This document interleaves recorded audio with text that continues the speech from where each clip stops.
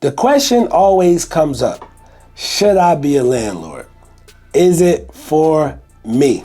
All right, let's talk about the reality of being a landlord. Everybody promotes it as passive income.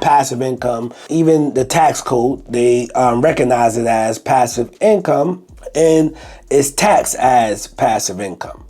But just being real, I'm going to tell you, listen, if that unit goes vacant, that passive income gets real active, okay?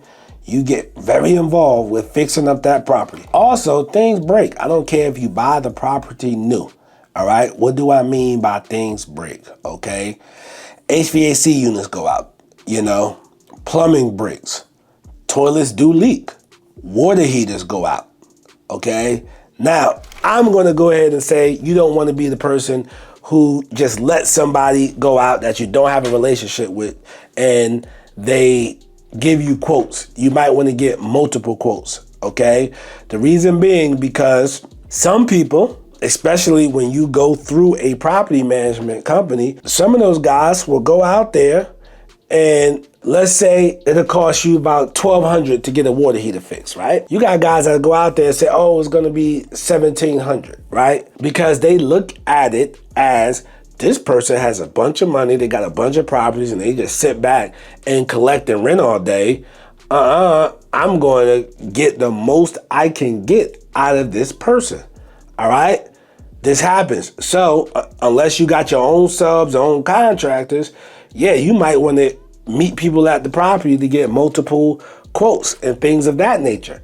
And you may or may not have the time to do that. So this is something you should really think about when these things happen. Believe it or not, in 2025, people are still old school. What do I mean by that? They would go to the property to collect payments from tenants. That is a terrible method that you have set up with your tenants. Whereas you go to the property and collect money, and that's dangerous as well. What do I mean by that's dangerous? It's been stories whereas some of these tenants, they pay with cash, all right?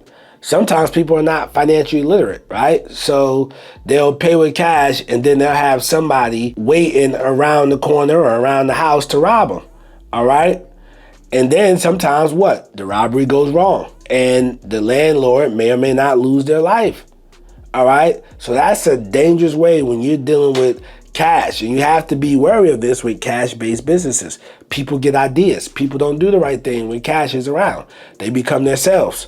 All right. So this is something you have to consider. Now, I want you to ask yourself this, and this will determine if being a landlord, managing your own property is for you. If it's Christmas Eve, it's cold outside, you have a tenant, they have 3 kids, and this is the only day the sheriff has to do the lockout. If you cancel the lockout, you have to wait till after the new year because they're so backed up. Are you going to tell the sheriff, say, hey, continue on with the lockout, put them out? Christmas Eve is cold, they got kids. Or are you gonna say, yo, nah, hold off. Answer below too, comment below, I wanna see your answers. Now, for the people who said I'm moving forward with the lockout, chances are you're probably built for this. The people who said, nah, I can't do it, do not manage your own properties. Do not manage your own properties. These tenants will run circles on you, okay? The guys who are really good at managing their own properties are the people who would charge their mother a late fee if she was late. And I'm just being real, okay? Now, I don't know about you, but chances are I'm probably not gonna charge my mom or my father a late fee if they were late, okay? I'm just being real with myself. So, what's the solution to not getting burnt out with being a landlord? Hire property management companies. All right. Now, all property management companies are not created equal. So get that out your head. There's good, there's average, there's great. Okay. You have all of that. Okay. You have terrible too.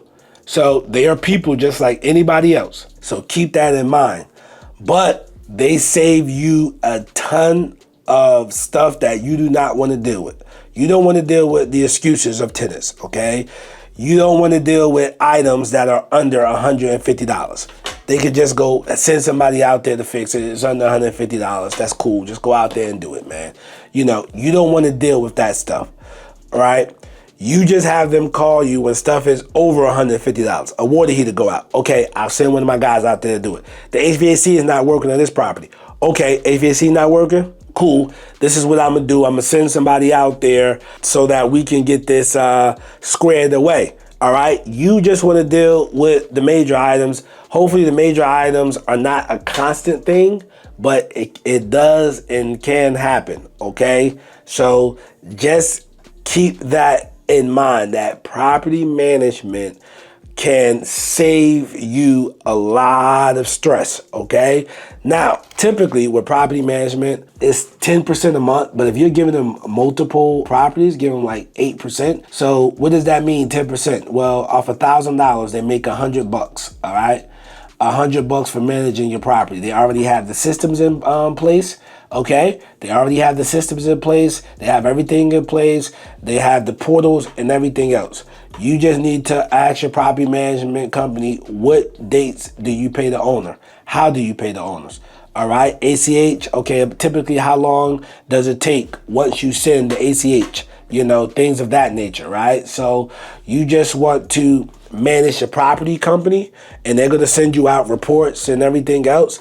And from you managing the property management company, right? You can sit back and relieve yourself of all that stress, okay? I have a great relationship with my property management company. I will give them out, but they're not taking on any more clients at this point. But I have a great relationship with them. And one of the things, right, like he'll tell me like, hey, this person, they told me they was going to pay on the 12th, they didn't pay.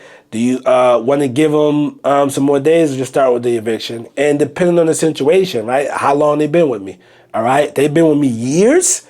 Hey, all right, we could give them 2-3 more days, but if not, hey, man, just go ahead and file, man, And I have that relationship with them.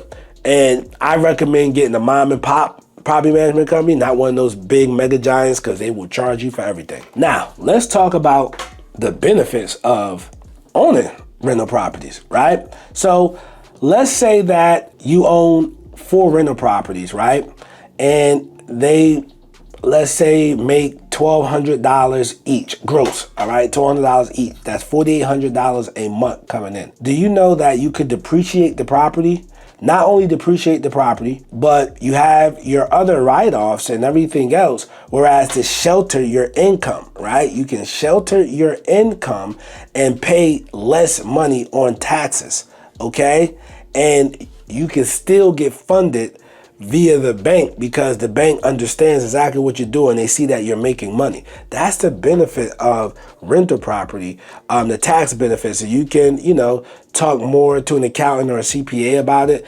Ideally, you want to have a real estate accountant. That's an accountant who specializes in real estate because they understand all of this and they get it, right? So you definitely want to talk to them, right? And get all the benefits. But one of the things that I love about rental properties is if I bought 4 properties at let's say $100K a piece, right? And the inflation is up. Guess what? I'm on the right side of inflation.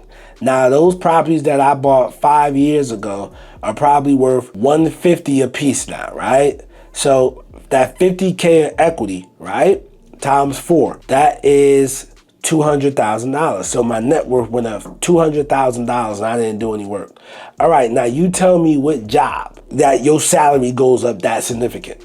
Come on, bro. To me, it's a no-brainer. All right, yeah, it ain't as pretty as everybody make it, but it's a long-term game and you got to be willing to invest in the long haul and it will pay off. Believe me, it definitely pays off. I seen people buy a property years ago and they sell it 5, 7, 10 years later.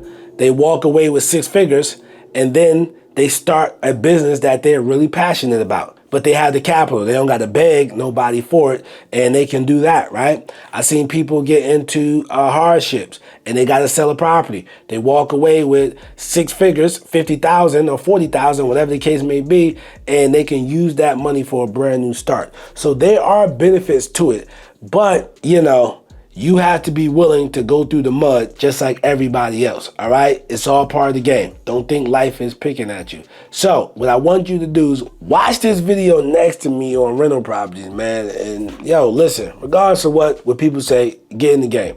I'm Nasser, AKA the real estate guru. I'm not a guru, I'm a guru because I actually do this business. Peace.